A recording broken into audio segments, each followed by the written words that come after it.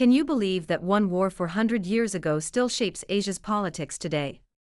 In 1592, Japan launched one of the largest invasions in world history, with samurai, muskets, and a total war, straight into Korea. Cities fell in weeks. Korea nearly collapsed.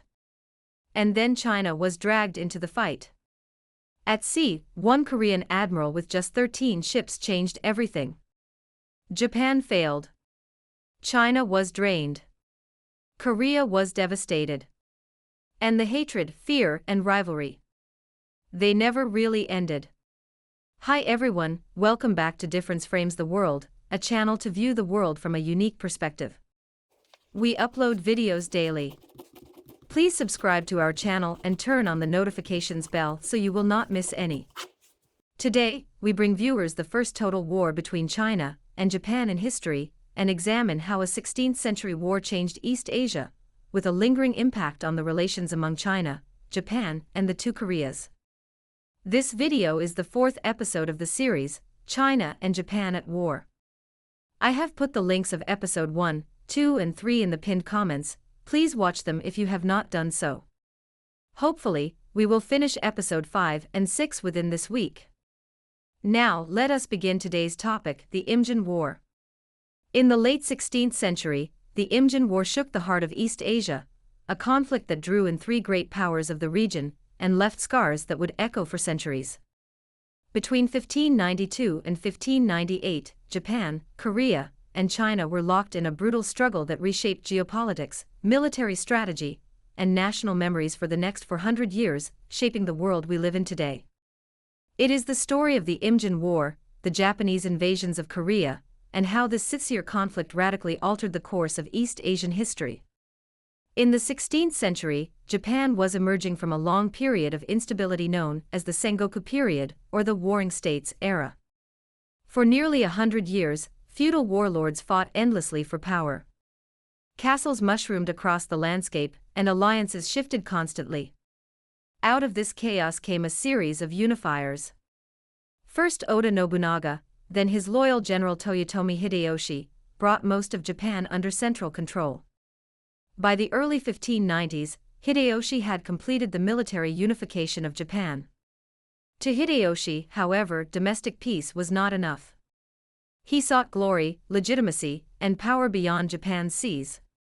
Ancient Chinese civilization, with its vast wealth and prestige, became the ultimate prize in his mind.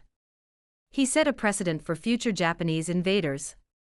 To reach China, however, there was one obstacle: Korea.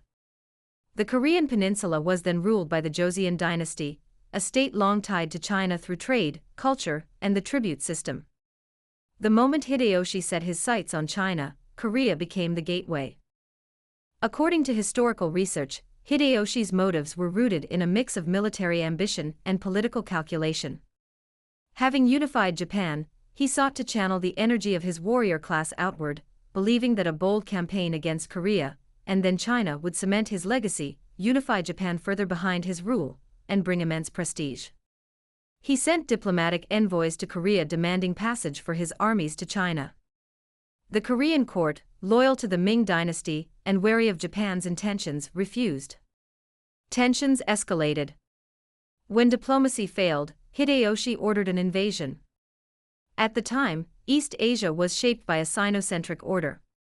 China's Ming dynasty was the dominant power.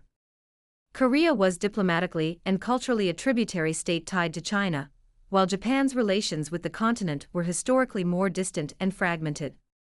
The Imjin War, then, was not simply a Japanese attack on Korea, but a challenge to the regional order itself.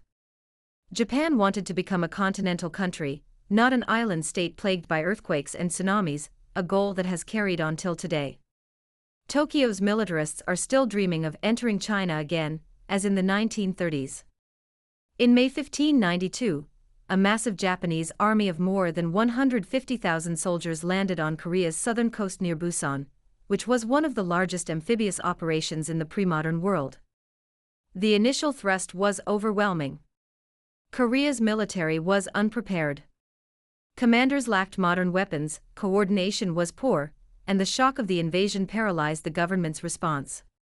Japanese troops, seasoned by decades of internal war and equipped with firearms like arquebus, quickly overwhelmed Korean defenses. It was like the UN army led by the US smashed the North Koreans in the early 1950s, before China's volunteer army joined the fight in the Korean War. The Japanese invaders seized Busan Castle swiftly in the first assault. A series of battles followed, culminating in the Battle of Imjin River, where Korean forces were decisively beaten, and the road to the north was open. Within weeks, Japanese divisions seized Seoul, the Joseon capital, and continued their advance northward to Pyongyang, effectively occupying the heart of the peninsula. Wherever Japanese armies marched, they left devastation. Villages were burned. Food and supplies were confiscated. Cultural treasures were looted. Civilians were killed, enslaved, or deported to Japan, including skilled artisans and craftsmen whose labor later had a major impact on Japanese arts, especially ceramics. In short, what the Japanese had done in Korea in the late 1500s was just a rehearsal of what they did in China in the 1930s and 1940s. The Japanese will do the same to China, Korea, and other Asian countries if we allow their militarism resurge. That is why China and Russia have recently invoked the enemy state clause and reported it to the United Nations, demonstrating their unwavering intent to prevent Japanese militarism from emerging again. For the Korean people at that time, the invasion was not merely a military crisis, it was a national catastrophe. The brutality of the war embedded deep resentment toward Japan in Korean collective memory, a wound that persists in some forms even today. At sea, the tide began to turn, not through sheer numbers, but through the extraordinary leadership of Admiral Lee Sun-sin, a Korean naval commander whose tactical brilliance reshaped the conflict. He understood that the Japanese armies depended on maritime supply lines. If he could cut those lines, and the invasion force would be trapped. His fleet, equipped with traditional Panoxian warships and innovative turtle ships, Geobuxian, dealt devastating blows to Japanese supply vessels across the Yellow Sea. In engagements such as the Battle of Busan Bay, his forces destroyed hundreds of Japanese vessels, securing Korean naval supremacy in key waters and disrupting enemy logistics. His victories not only kept Korean resistance alive, but prevented Japan from reinforcing and resupplying its ground troops. That was a crucial factor in blunting Japan's advance. As Japanese forces advanced deeper into Korea, the Joseon court of Korea appealed to their longtime ally, the Ming dynasty of China. At first, China responded slowly as its armies were tied up suppressing a rebellion in the northwest. However, the fall of Pyongyang and the real risk of a Japanese push into Manchuria and beyond galvanized the Ming leadership into action. Large contingents of Chinese troops were sent to Korea, joining with Joseon forces in a hard-fought counteroffensive. By early 1593, Ming and Korean armies had retaken Seoul and devastated Japanese positions in the north. The first phase of the conflict stalled, and a weakened Japan was forced to retreat southward. Despite military stalemate, diplomacy did not immediately end the war. Peace negotiations dragged on from 1593 to 1596, marked by misunderstanding and mutual suspicion. Hideyoshi's demands were grand, including marriage alliances and territorial concessions, but the Ming dynasty viewed foreign relations through the traditional China-centered tribute system, making genuine compromise difficult. When the investiture accord was finally read in Osaka in 1596, Hideyoshi was enraged by its condescending tone and lack of key trade concessions. Peace talks collapsed. In 1597, Hideyoshi ordered a second invasion of Korea with fresh troops and renewed force. Japanese strategy was to consolidate coastal strongholds and push inland once again. Initially, new commanders achieved some success and even secured a rare naval victory at Chilkyoliang Strait, largely because Admiral Lee Sun-sin had been removed from command due to internal political conflicts. But his reinstatement shortly after led to one of the most extraordinary accomplishments in naval history, the Battle of Myeongyang, where he defeated a vastly superior Japanese fleet with only 13 ships. Meanwhile, on land, fierce battles raged around fortresses like Ulsan and Suncheon with mixed results for both sides. In 1598, the war reached an abrupt turning point with the death of Toyotomi Hideyoshi. Without his authority and logistical support, Japanese commanders realized further conquest was impossible. Under Hideyoshi's orders upon his deathbed, Japanese forces began a full withdrawal from Korea. Japan's grand continental ambitions dissolved with the sudden death of its leader. The conflict that had engulfed much of East Asia for 6 years finally came to an end. The armies pulled back, leaving behind a war-torn Korea and a heavily strained Ming China. Japan failed to achieve its goals. Its military might was checked abroad, and its leaders withdrew in defeat.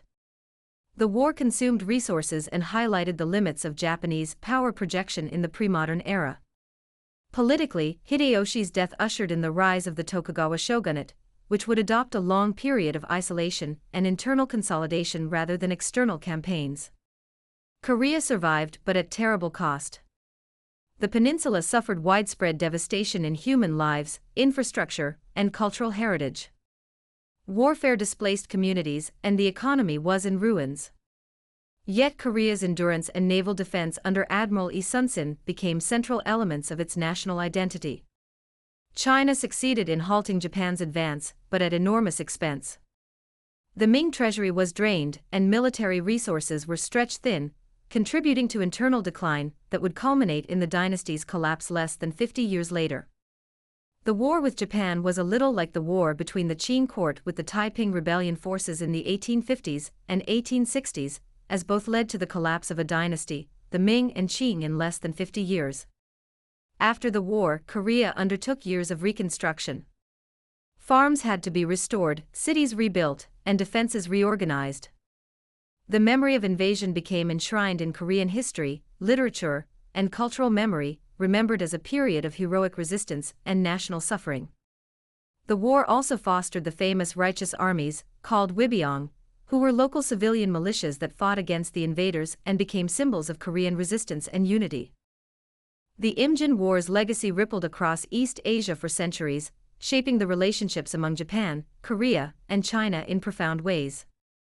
For Korea, the war instilled deep historical resentment toward Japan, reinforced by later events such as Japan's colonization of Korea in the early 20th century. Memories of atrocities and national suffering remain potent in modern Korean cultural and political discourse. Disputes over war memory, historical interpretation, and educational narratives continue to strain diplomatic ties between the two nations today, although both of them are U.S. allies. For China, the war revealed both the limits of Ming power and the potential vulnerability of its borders.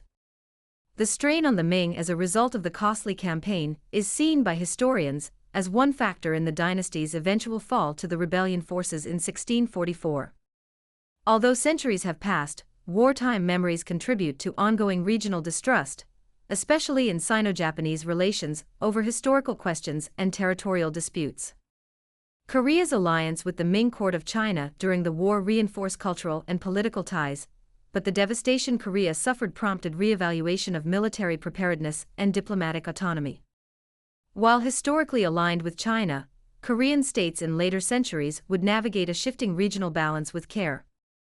It is noteworthy that the Korean historians mainly talk about the greatness of Admiral Lee Sun-sin, who died at the last battle of the Imjin War, but the intervention of the Ming troops played a decisive role in withholding Japan's invasions and recovering Korea's lost lands. Commander of Ming relief forces, Lee Rusong, regarded in Korea's as a savior figure, led the main Ming Expeditionary Army, roughly 40,000 soldiers, to rescue Joseon Korea after Japan's invasion.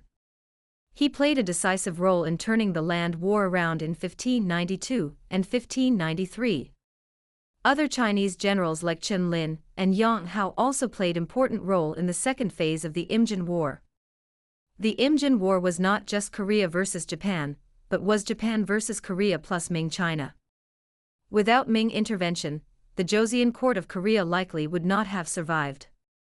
Without Admiral Lee Sun-sin, Ming armies may have failed due to supply collapse. The war was won by the joint efforts of Korean resistance, Korean naval supremacy, and Chinese manpower. More than 400 years after the Imjin War ended, its legacy carries on, not just in textbooks and museums, but in the politics, education, and national identities of East Asia. Japan, Korea, and China, once bound by complex tributary and cultural ties, now face new challenges in a modern geopolitical mix. Yet the shadows of the past, especially events like the Imjin War, continue to shape trust and tension in the region. The Imjin War was not merely a battle for land, but it was also a struggle over identity, power, and memory.